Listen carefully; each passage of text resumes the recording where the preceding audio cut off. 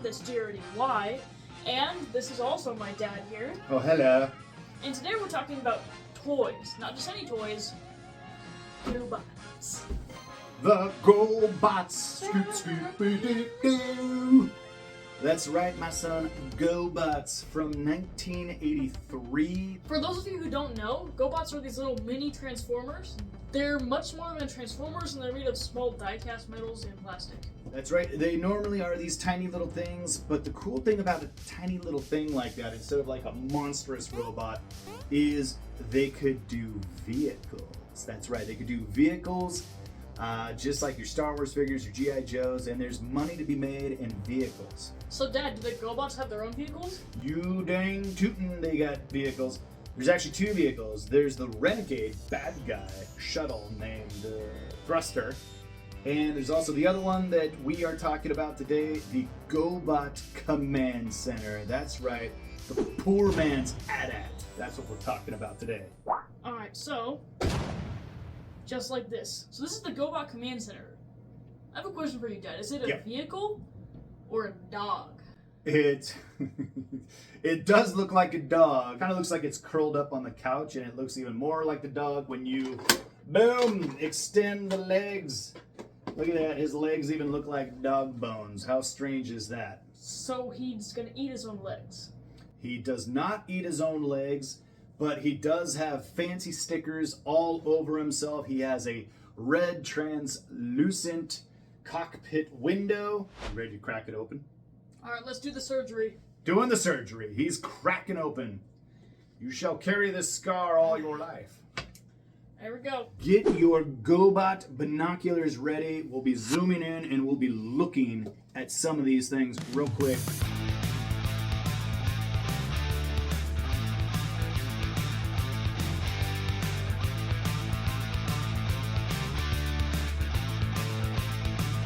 So this is the Gobot Command Center, and it's a robot form. I guess we got like rooms. Yeah. An elevator. Yeah. Yes to all that. Why don't you walk us through what is the command center, and if you're actually paying attention, we're gonna give you a piece of intel that has been unknown for 40 years of GoBot history. Stay tuned and watch for that. We're gonna blow your minds. So what I'm noticing from this is that it's kind of like a maintenance or fuel center. I guess you got these little hoses right here. You just spraying everywhere. Got fuel everywhere. It's about to explode from all the gas. If they need fuel off those hoses, they can just fuel up. Like, I know when I was a kid, I thought that whole section on the bottom was kind of like the Starship Enterprise, and it's engineering. Like, that's how I kind of saw it in my brain. Engineering, that's where like the warp core drive is. And the gasolines and the fuels and the pumps and the... I'm not crazy. It's like Star Trek around here, man. Okay, next floor. Okay, this is a cafeteria. They literally made one of the floors a cafeteria. My question is, do the GoBots even need to eat? They're robots. They have stomachs? I don't know if they have stomachs, small intestines, or anal cavities. So to answer your question, I don't know if they can actually consume the food, but somehow they need to get some sort of fuel through their brain. What's important is what they're serving up in the cafeteria. What are they serving up, Grady? Tell us. Tune-up casserole. Wait. It's just tuna casserole? No, tune-up casserole. Oh, tune-up casserole. That's so stupid. I appreciate it more as a dad. Antifreezes featuring cherry, grape, and orange. Wait a minute. Antifreeze. Oh, that's like their snow cones are called antifreezes. And they come in what flavors? Cherry, grape, and what? Orange. Orange. Orangey glad they don't have pineapple? Next up, at the next floor on this side, is the Enemy Reprogramming Center. Enemy Reprogramming Center. And oddly enough, Enemy Reprogramming Center, if you happen to look, it clearly looks like Scooter is sitting in some sort of chair. What are they doing to poor Scooter? Was he at one point in time a renegade? And they simply decided to reprogram his little brain and make him a guardian? They even got the decal here that makes it look like something wrong is going on with the brains in here. It's like the Gobot version of One Flew Over the Cuckoo's Nest. So now ground level at the other side of the center, we have the trauma center, which is kind of like a hospital, I guess. Yeah. If you've got rescue, look at that. You got rescue. You finally have a purpose for this stupid figure. You can put him next to your trauma center. And look, he's a doctor to fix the GoBots that don't have real body parts. Next up, interrogation center. Right here, this is where you would put your GoBots that are, in a fight or interrogating each other or something. Yeah. Let's see, you could put a gun in this guy's hand, put your bad guy there and be like, give me all your information, I'm gonna shoot you. Get on the ground. Punch him to death. Dang. Next up, we're talking about the Alien Detention Center. So, take a look at this dematerializing center. And notice the guy that's being burned alive by a light beam. So, if you take a look at him, you can see he's red with a bit of black features and chrome on him for legs. And he also has a face. But he also has like a hood. Who is that guy? Who's that GoBot? If you look it up all online and everywhere, it's going to say it's a generic GoBot. I think other places say it's just Tank. But it's a red form of Tank. That is BS. That ain't Tank.